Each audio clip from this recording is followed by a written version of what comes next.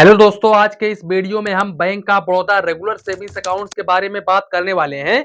अब देखो, अगर आप बैंक ऑफ बड़ौदा का एडवांटेज सेविंग्स अकाउंट्स ओपन करवाने के लिए जा रहे हो या फिर बैंक ऑफ बड़ौदा का एसबी अकाउंट ओपन करवाने के लिए जा रहे हो, तो भी आप इस वीडियो को बिल्कुल ध्यान से देखिएगा।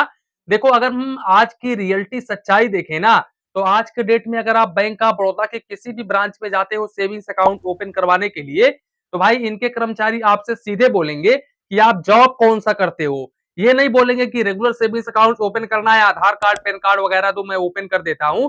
सीधे वो लोग ये सवाल करेंगे कि आप जॉब कौन सा करते हो। और अगर आपने उनसे बोल दिया कि मैं जॉब करता हूं, 15,000 20,000 रुपए महीना मैं कमाता हूं, तो फिर आपका सैलरी अकाउंट ओपन होना कंफर्म है। और भाई, सैलरी अकाउंट कोई इतना बेकार अकाउंट नहीं होता है, वो भी काफी अच्छा खासा अकाउंट होता है। लेकिन भाई, सैलरी अकाउंट के ऊपर जो बड़ा बड़ा अकाउंट होता है उसके ऊपर आपको सर्विस चार्जेस भी काफी हाई देना पड़ता है। हालांकि यहाँ पर मिनिमम बैलेंस चार्जेस तो नहीं ज्यादा होता है, लेकिन और भी काफी सारे चार्जेस होते हैं जो कि आपको पे करना पड़ता है। तो अगर आप एक नॉर्मल सेविंग्स अकाउंट ओपन करवाने की सोच रहे हो ना, तो आप बैंक ऑफ बड़ौदा के किसी भी ब्रांच में जाओ और उनसे सीधे बोलो कि मुझे रेगुलर सेविंग्स अकाउंट ओपन करना है। मेरी एज जो है वो 18 ईयर्स प्लस है। हालांकि आप माइनर से भी अपना सेविंग्स अकाउंट ओपन करवा सकते हैं, लेकिन उस सेविंग्स अकाउंट के काफी ज्यादा लिमिटेशंस रहेंगे। देखो, यहाँ पर आपको अपना आधार कार्ड पैन कार्ड वगैरह देना पड़ेगा। और अप टू यहाँ पर इनके जो कर्मचारी होते हैं वो 5,000 रुपए तक का डिपॉजिट करवाते हैं अकाउंट ओपन करते समय। आप कहीं कहीं 1,000 रुपए भी डिपॉजिट करके ओपन कर देते हैं, तो कहीं कहीं 2,000 रुपए डिपॉजिट करके भी ओपन कर देते हैं। यहाँ पर मैक्सिमम जो अमाउंट है वो 5,000 रुपए तक है। यानी कि रेगुलर सेविंग्स अकाउंट ओपन करने के लिए आपको 5,000 रुपए की डिपॉजिट करनी ही करनी पड़ेगी। अब बाकी यहाँ पर अगर हम और फीचर्स को लेकर के बात करें, तो यहाँ पर मोबाइल बैंकिंग, इंटरनेट बैंकिंग वगैरह देखने को मिल जाता है। साथ ही साथ भाई, जैसा कि आप लोग जानते हैं कि bank of Baroda government sector का बैंक है, तो ये बैंक डीआईसीजीसी से इंश्योर होता है। डीआईसीजीसी, जिसका पूरा नाम है deposit insurance and credit guarantee corporation, जो कि आरबीआई की एक सब्सिडी बॉडी है, जिसके अंतर्गत आपका 5 लाख रुपए तक का अमाउंट बिल्कुल सुरक्षित रहेगा। अब क्योंकि ये सरकारी बैंक है, तो डूबने का सवाल ही नहीं पैदा होता है। तो यहाँ पर बेफिक्र होकर के अपना सेविंग्स अकाउंट ओपन करवा सकते हो। इसके अलावा भाई, इनका मोबाइल बैंकिंग एप्लीकेशन काफी ज्यादा शानदार होता है। बाकी अगर हम इंटरेस्ट रेट वगैरह को लेकर के बात करें, तो यहाँ पर 2.50% पर एनम का रेट ऑफ इंटरेस्ट आपको देखने को मिल जाता है। हालांकि आपको इंटरेस्ट रेट काफी हाई भी देखने को मिलता है, लेकिन उसके लिए फिर आपके अकाउंट में काफी हाई बैलेंस भी होना चाहिए। इसके अलावा अगर हम मिनिमम बैलेंस को लेकर के बात करें, तो भाई मिनिमम बैलेंस बिल्कुल जीरो है। मिनिमम बैलेंस आपको कुछ भी मेंटेन करके नहीं चलना पड़ेगा। हालांकि पहले मेंटेन करके चलना पड़ता था, लेकिन अब ये बिल्कुल जीरो है। यहाँ पर आपको कोई भी सर्विस चार्जेस नहीं देना पड़ेगा मिनिमम बैलेंस के ऊपर। इसके अलावा चेकबुक आपको 30 पेज का चेकबुक पर फाइनेंशियल ईयर बिल्कुल फ्री ऑफ कॉस्ट में देखने को मिल जाता है।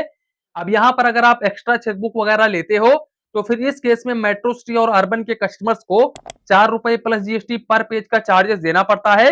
वहीं पर रूरल और सेमी अर्बन के कस्टमर्स को 2 रुपए 50 पैसे प्लस जीएसटी पर चेकबुक का चार्जेस देना पड़ता है, यानी कि पर लीव्स का चार्जेस देना पड़ता है। इसके अलावा यहाँ पर आपको 20 पैसे पर एसएमएस अलर्ट के ऊपर चार्जेस देना पड़ता है, लेकिन मैक्सिमम आपको 15 रुपए प्लस जीएसटी मंथली बेसिस पर चार्जेस देना पड़ता है, यानी कि जीएसटी लेकर के टोटल आपका 17 रुपए के समथिंग डेबिट होता है।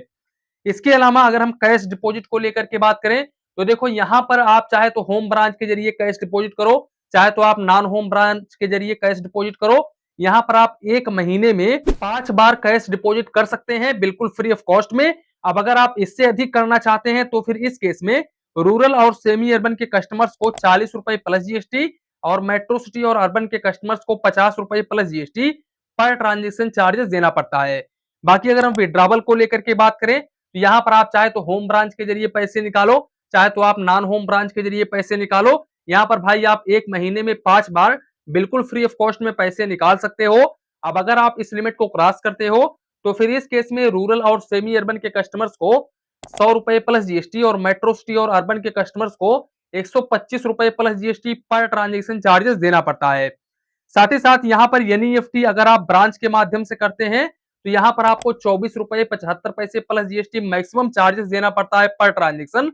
अब वो डिपेंड करता है कि आप कितना एनईएफटी कर रहे हो, उसी के अकॉर्डिंग आपको चार्जेस देना पड़ेगा। ये मैंने आपको मैक्सिमम चार्जेस बताया है। लेकिन अगर आप एनईएफटी मोबाइल बैंकिंग के माध्यम से करते हो, तो फिर यहाँ पर आपको कोई भी चार्जेस नहीं देना पड़ता है। एनईएफटी बिल्कुल फ्री ऑफ कॉस्ट होता है। लेकिन अगर आप आरटीजीएस वगैरह करते हो तो यहाँ पर आपको मैक्सिमम 49 रुपए 50 पैसे plus GST per transaction charges देना पड़ता है। साथ ही साथ अगर हम एटीएम कार्ड को लेकर के बात करें तो यहाँ पर आपको क्लासिक वेरिएंट का डेबिट कार्ड देखने को मिल जाता है। वैसे आप अपने अकॉर्डिंग चाहे जो भी डेबिट कार्ड चाहो वो डेबिट कार्ड आप ले सकते हो, लेकिन बैंक ऑफ बड़ौदा अपने तरफ से जो डेबिट कार्ड ऑफर करता है ना रेगुलर सेविंग्स अकाउंट्स के ऊपर, वो होता है क्लासिक डेबिट कार्ड। अब इसमें रुपए भी आ सकता है, मास्टर भी आ सकता है, वीजा भी आ सकता है। इस डेबिट कार्ड पर इशुएंस फीस आपको 100 रुपए प्लस जीएसटी देना पड़ता है। एनुअल मेंटेनेंस चार्जेस आपको 200 रुपए प्लस जीएसटी देना पड़ता है, लेकिन first year annual maintenance charges बिल्कुल फ्री ऑफ कॉस्ट होता है।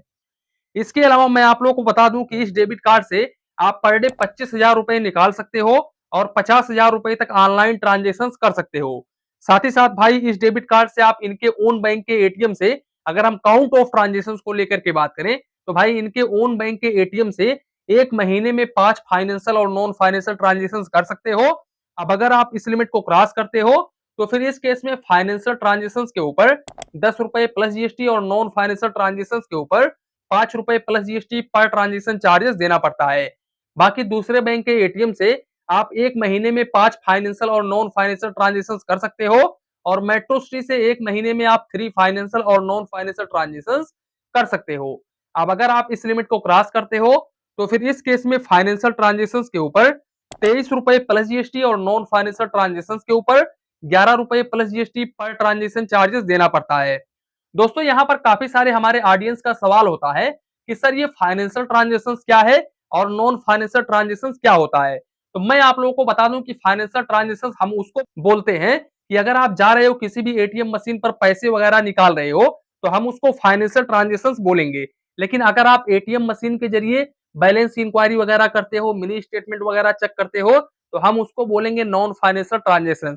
तो ये डिफरेंसेस होता है, यानी कि कैश निकालना फाइनेंशियल है और कैश अगर आप नहीं निकाल रहे हो, कोई और काम कर रहे हो एटीएम मशीन पर जा करके, तो वो नॉन फाइनेंशियल ट्रांजेक्शन है। तो यही डिफरेंसेस होता है, बाकी कुछ भी डिफरेंसेस नहीं होता है। इसके अलावा अगर आप डेबिट कार्ड से पैसे वगैरह निकालने के लिए जा रहे हो और उस वक्त आपके अकाउंट में बैलेंस ना होने की वजह से आपका जो ट्रांजेक्शन है वो डिक्लाइन हो जाता है, तो फिर इस केस में आपको 20 रुपए plus GST per transaction charges देना पड़ता है। साथ ही साथ मैं आप लोगों को बता दूं कि अगर आप डुप्लीकेट पासबुक वगैरह लेते हो तो फिर इस केस में आपको 100 रुपए प्लस जीएसटी डुप्लीकेट पासबुक के ऊपर चार्जेस देना पड़ता है।